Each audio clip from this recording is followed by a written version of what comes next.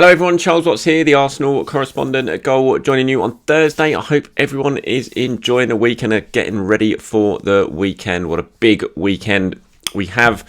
Arsenal versus Manchester United on Sunday, of course. Cannot wait for that one. I will be there. Looking forward to seeing what unfolds. Heading to London Colney tomorrow for Mikel Arteta's press conference ahead of that, so keep your eyes peeled for all the usual stuff from Colney as we get all the updates from Arteta building up to that Manchester United game. Will he be talking about transfers? Probably not, because it's Mikel Arteta, but he'll have some questions anyway, especially about one man, Leonardo Trossard. So the big news today, first revealed by the machine that is Fabrizio Romano, that Arsenal are in talks over a deal for Trossard, which I can confirm. And they are progressing as we speak. Nothing agreed yet, no fee agreed yet, but Arsenal pushing to get this one done. Whether they do, we'll have to wait and see. As we all know, when it comes to transfers, they can change like that. And there are other clubs interested in Trossard. I think Arsenal are certainly have moved into pole position when it comes to trying to get a deal done, but there are others are sniffing around. Whether Chelsea are one of them, I don't know. But if they are, I suggest Arsenal try and get this done as quickly as possible, because we all know how Chelsea seem to be acting when it comes to the transfer market. It's been a mixed response. I would say that is fair to the news about Trossard.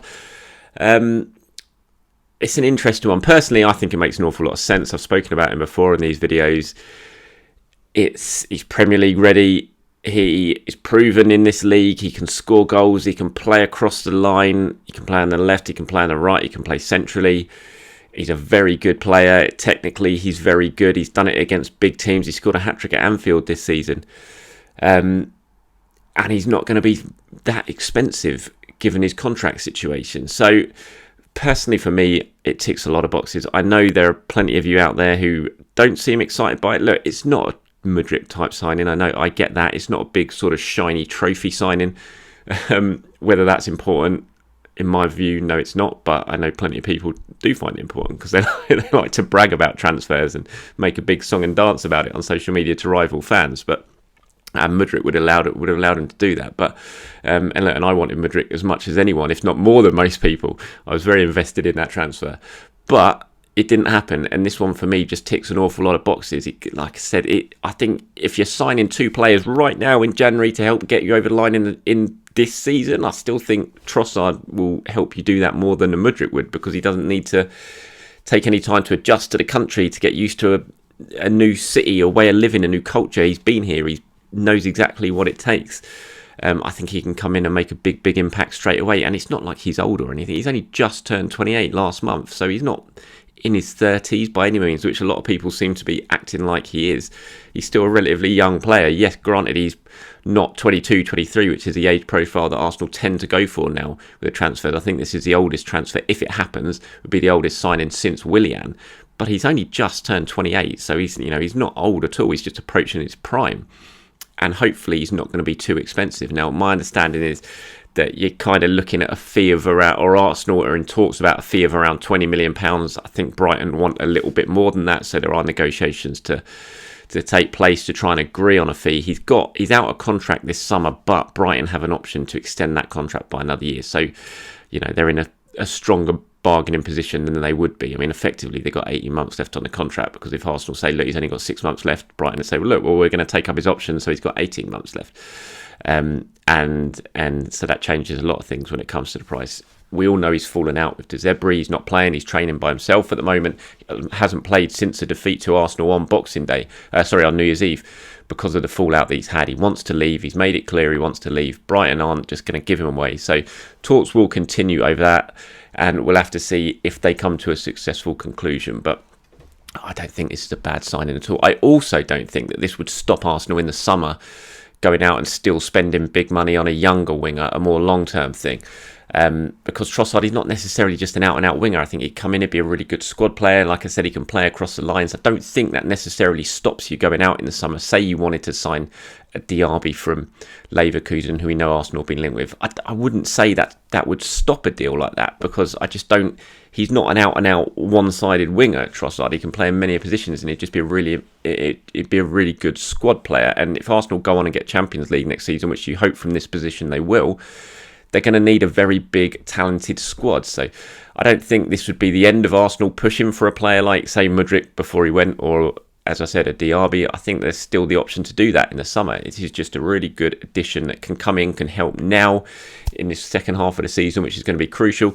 But it's not going to completely take up a place in the squad for a potential more long-term target if they decide to do that in the summer. So let me know what you guys think anyway in the comments below. As I said, I can see on social media it's been dividing opinion, and I'd love to get your views on that.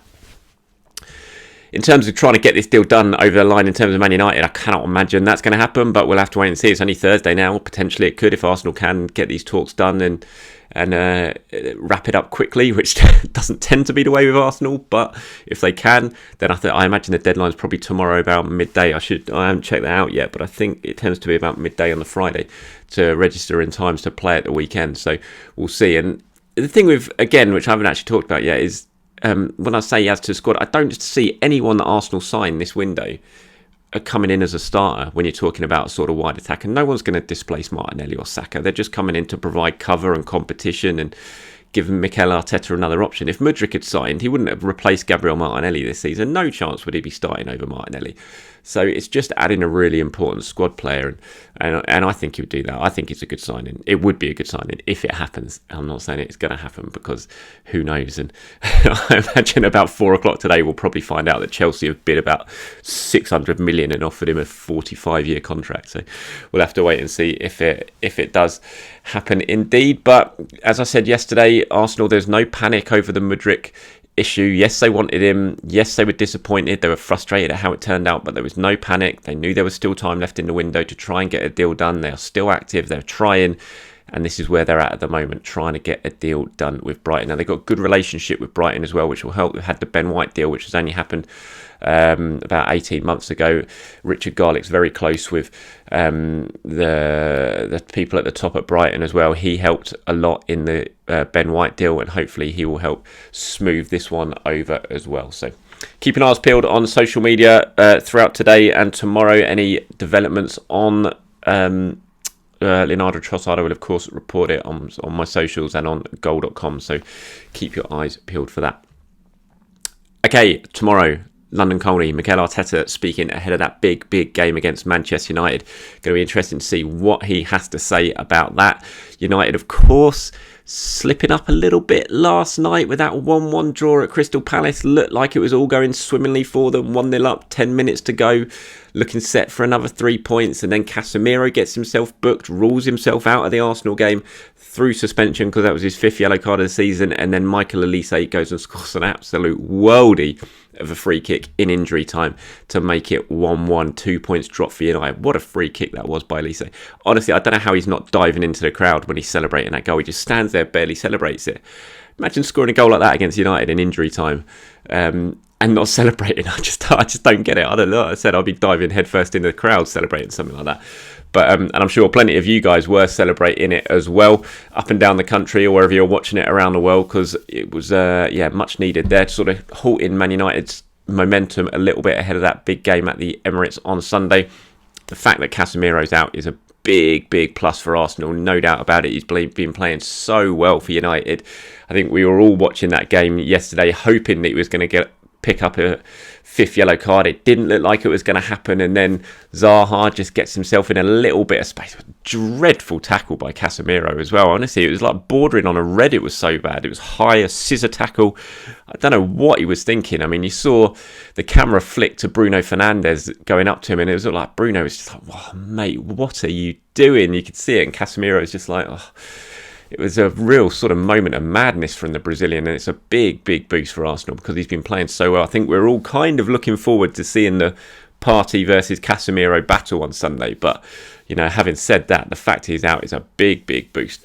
And I'm sure that drew plenty of cheers from Arsenal, saying it was probably going to be what you'd say McTominay sort of coming in to replace him, potentially Fred. We'll have to wait and see what Erik ten Hag does. I mean, they beat Arsenal without Casemiro early in the season, so it's not, by all means, it doesn't mean that Arsenal have got this game wrapped up on Sunday, because United showed they can beat them without Casemiro, but Arsenal, of course, didn't have Thomas Partey on that occasion either at Old Trafford, and were having their own injury issues. But there's no doubt that it makes it makes Man United a weaker side because he's been so influential for them in recent weeks. And Arteta will be delighted doing his sort of pre-match preparation and getting the team ready to know that Casemiro is not going to be in that holding role for United. Doesn't look like El Neni will be fit for Arsenal either. Not confirmed yet, but it doesn't seem like he's been involved in training yet this week. So that's going to be one player off the bench if that is indeed the facts.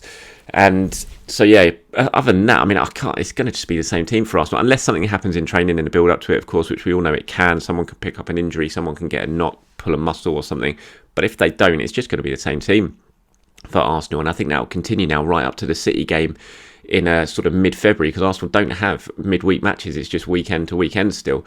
And so it's just going to be a relatively unchanged side if everyone can stay fit. I can't see Arteta making too many changes. So we're just looking at same side that beat Tottenham and played so well against Tottenham last weekend.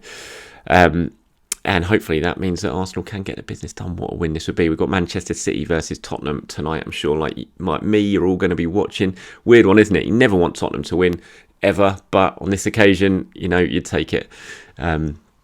11 if they did win. And the thing is with Tottenham, you know what's going to happen. They always seem to beat Man City. They've done it for the last few years. City just play into Tottenham's hands and Tottenham playing a counter-attack, pick them off home and away. They've done it in recent years. But the one time you actually want Tottenham to go and get a result against City, they'll just stink the place out tonight and end up losing 4-0 or something. It'd be very, very typical. So we shall wait and see. But that's certainly one to keep an eye on tonight. All right, that's it from me. Thank you very much for watching. Please do, as I said earlier, let me know your thoughts on the Trossard situation below. Always intrigued to get to see what you guys have to say on the situation. And I'll be at London Colney tomorrow, so keep your eyes peeled for that as well. Have a great day, everyone. Speak to you soon.